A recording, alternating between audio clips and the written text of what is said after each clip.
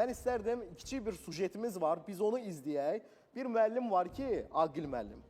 O illərdir müəllimlərin işə qəbulu imtahanlarına, belə deyək, özü dəfələrlə imtahana gedir. Az əvvəl bir məsələyə toxundunuz ki, repetitorlar özləri də gəlir imtahanlara.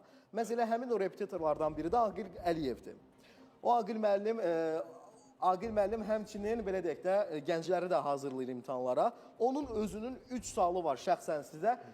Sujetimizi izləyək, müzakirələr davam edəcək. İlk növbədə imtahanın texniki tərəfi çox gözəl yaradılıb. Ancaq digər tərəfdə isə müəyyən qüsurlar olur. Məsələn, zaman-zaman, hətta mən deyərdim 2023-cü il MİQ imtahanında müəyyən qüsurlu suallar olmuşdu və qüsurlu suallar çox təəssüf ki, düzəldilmədi. Ondan öncəki ildə müəllimlərə elan olunmuş metodik çərçivədə olmayan sualın tərtibatında problem var idi. Suallarımız oldu ki, niyə imtahan sualları imtahandan sonra açıqlanmır? Məsələn, biz bu suala hər il veririk, amma hələ təəssüf ki, bu suala cavab alınmamışıq. Və bu da, belə deyək, imtahana hazırlaşan namizədlər arasında bir qaranlıq otağa girmək kimi bir effekt yaradır. Yəni, namizədlərin çoxusu bilmir ki, mən imtahanda necə bir suallar gözləyir. Sualın şərtini böyük qoymaqla və yaxud da ki, vaxta uyğun olmayan, yəni verilmiş vaxt reqlamentine uyğun olmayan suallar qoymaqla ağır sual anlayışı formalaşır. Məslən isə sual belə deyil.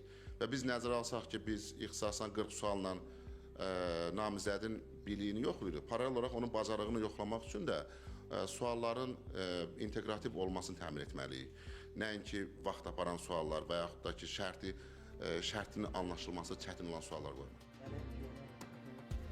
İzlədik, bir çox belə deyək də, itham deyək, yoxsa sərt mövqedə çıxış etdi bu haqda. Aqil müəllimin çıxışlarını izlədik. Təbii ki, bugün əgər obyektiv yanaşma üçün real vəziyyəti şərh etmək istəyiriksə, hər iki tərəfin fikirlərinə önəm verməliyik. Burada sağlam bir fikir mübadiləsindən əgər danışırıqsa.